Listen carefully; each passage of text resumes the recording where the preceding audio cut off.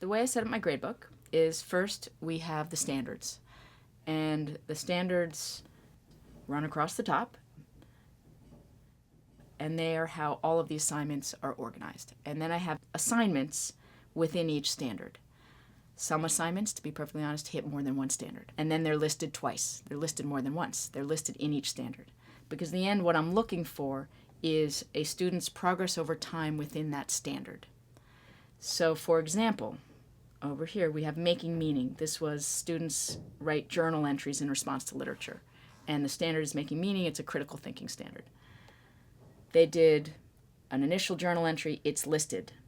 Then they submitted next 3 journal entries. The score of that is listed. They submitted their journal entry in the end. Score of that is listed. They were given feedback along the way on each one of these journal entries so they could get better at the skill of writing these and of showing their thinking. In the end, what you see here is a final standard grade. Ultimately, the grade for the course, you have to be meeting every single standard. So that's why I have these spaces for final standard grade, final standard grade, final standard grade. I need to see 3s or higher for every single final standard grade in order to be meeting the standard for the course, in order to pass the class. Because otherwise I'm saying, oh, it doesn't matter that you don't know how to critically think and make meaning of literature, but you wrote a paper, so I'll average it in. But then that means there's a whole skill you haven't mastered.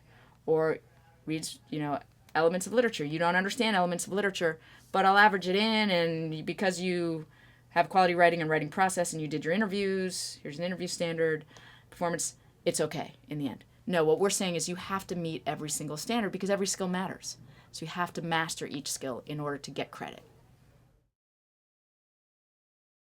So there are 3 grades in the standard.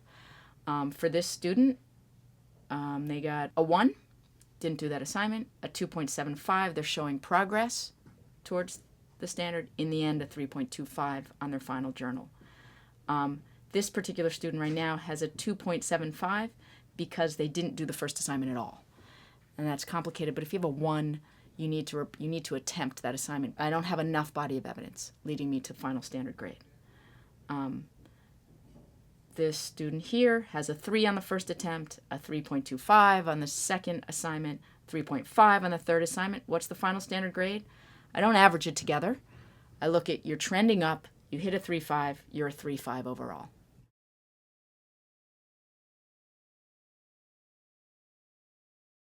Habits of work are reported out separately. It's an entirely separate overall grade.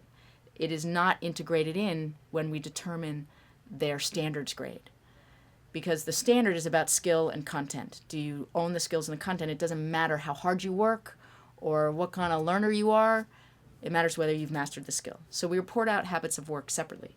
So you see on this page, there's a category for homework, a category for participation in class, a category for meeting deadlines. Those are the big 3 habits of work standards that we work on. So as kids do their homework, it's listed here if they got it done.